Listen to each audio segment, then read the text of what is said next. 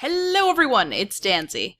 Before we get started, I just want to let everyone know that this review does contain criticism of the show. So if you're looking for purely positive talking points, I recommend that you give this video a pass.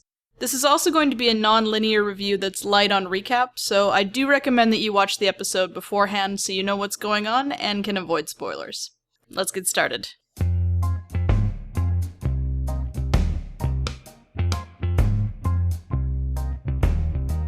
I know there are people out there who have really been waiting for this exchange to happen, but I just don't see the chemistry. Like, aw yeah, look at them awkwardly stare at each other. If this heats up any more, I might have to pour some ice down my pants, you guys. Okay, so jokes aside, I am being unfair, because this was genuinely a part of the episode that I didn't mind. Jon's motive to finally trust her makes sense, because he would only ever put his people in the hands of someone who really understood the threat beyond the wall. And by choosing the realm over her pursuit of the throne, gee, wonder where she got that idea from, she stands apart from the other leaders in his mind. So, did I like it? But this scene wasn't really for me, because I was always in the camp of people that never cared if these two became romantically involved. My personal bias was going to lead me to be indifferent to this no matter what, therefore I'm going to outsource this one. So, if you were someone who was gunning for Jon and Daenerys to get together, what did you think? I'm genuinely curious if this was a satisfying start to their romance, because I have no clue. The first half of this conversation was the writers trying to convince us that Tyrion is a morally ambiguous character, and not someone who's been pretty whitewashed these last few seasons. But after a while it did get into something somewhat interesting with the topic of Daenerys' heir. I wish they had gone further in depth with this, because I think it could have been really interesting. I would love to have seen them sit down and weigh out the pros and cons of each potential candidate, or what kind of system would be put in place to choose the leader after she dies. If she thinks she's the last Targaryen, then what kind of legacy is she hoping to leave if she takes the realm? I think this is a legitimately important discussion that could have cemented her as a better leader, because it shows that she can be relied on to think long-term. It's too bad that they had her dismiss it.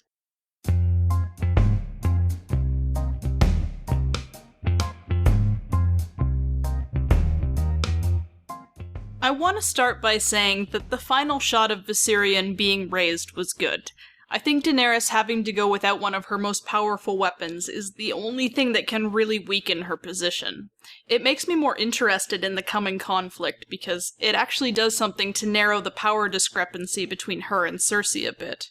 It also makes the inevitable battle between the living and the White Walkers more complicated, because they just found out that using the most effective zombie killer they have in the field runs the huge risk of just making their enemy more powerful.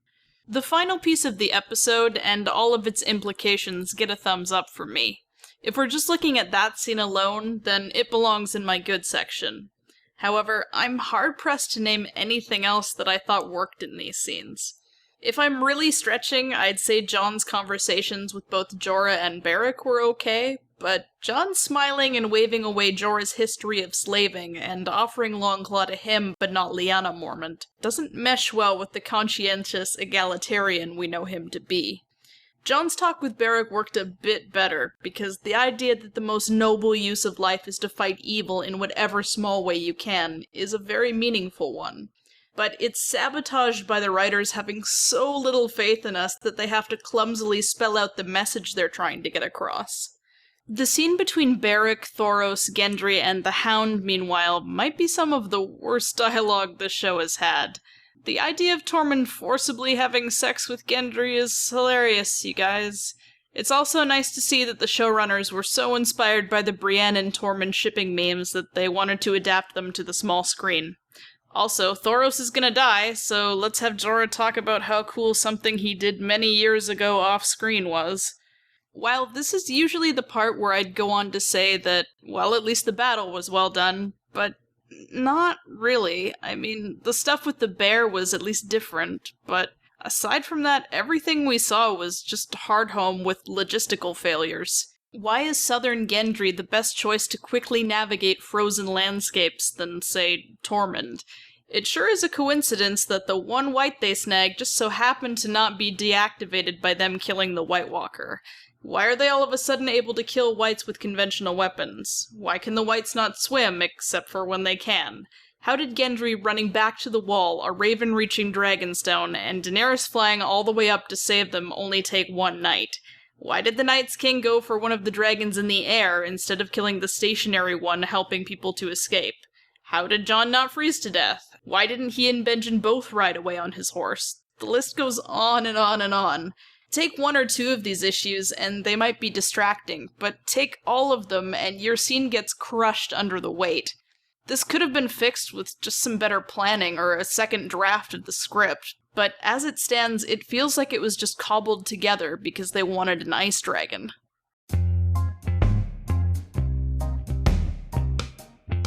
So, there is a theory going around that everything that's happening in Winterfell right now is just a big cover-up on behalf of the Stark sisters. Sansa and Arya are just making it seem like they're fighting in order to trick Littlefinger. If this is the case, then I'll talk about it if or when it goes there, because even that still doesn't magically fix this storyline.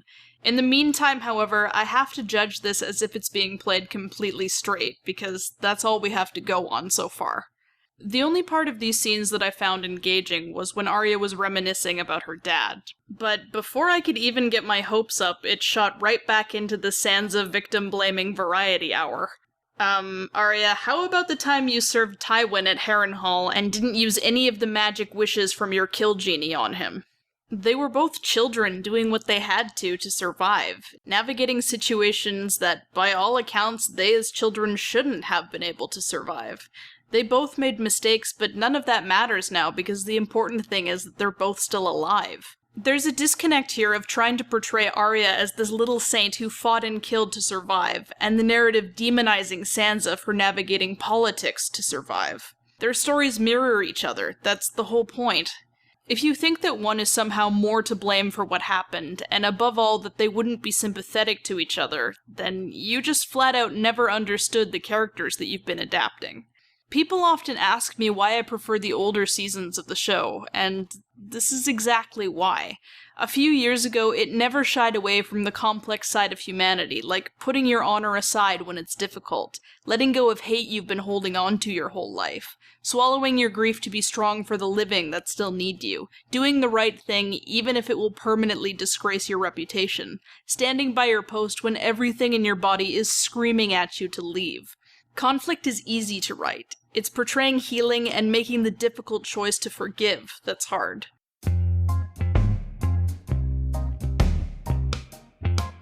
I'm really sorry, guys. I know this review was more than a little bit on the negative side. I think they really took their audience's intelligence for granted and assumed that they wouldn't notice these huge issues, and it backfired pretty badly for them. A whole bunch of people, even some really big fans, have stood up and said, you know, you can't just tack an ice dragon onto the end of an episode and expect us to forget everything that came before it. And the director's response to this was basically, our ratings are good, so it's okay that our show just flat out doesn't make sense sometimes. I truly do believe that this is what happens when a piece of media gets this much hype surrounding it. If it exists in a bubble without any constructive criticism, it's easy for showrunners to produce lazier and lazier writing until it gets so bad it can't be ignored. I'm not critical of the show because I hate it and want it to fail. It's the exact opposite. I do it because I saw a show I loved start to slip back in season 4, and didn't want to eventually end up with episodes like this. I'm not at all trying to suggest that it's the fans' fault for being excited about something, because when all is said and done, the writers have the final say on what goes into the episode. But I also don't think that being a fan means you can't ever call out something wrong with a piece of work you like. Anyways, apologies for going off on a bit of a tangent there. If I'm being brutally honest, I think this episode was one of the weakest the show's ever put out. I know that might be an unpopular opinion, but it's far more important to me that I give an honest review. But, as always, I do want to hear what you guys thought, so let me know in the comments. Also be sure to like, subscribe, and share the video if you enjoyed it, and if you want to further support the channel, head on over to my Patreon where you can get some cool rewards for donating. Thanks for watching, and I'll see you guys next week for the season finale.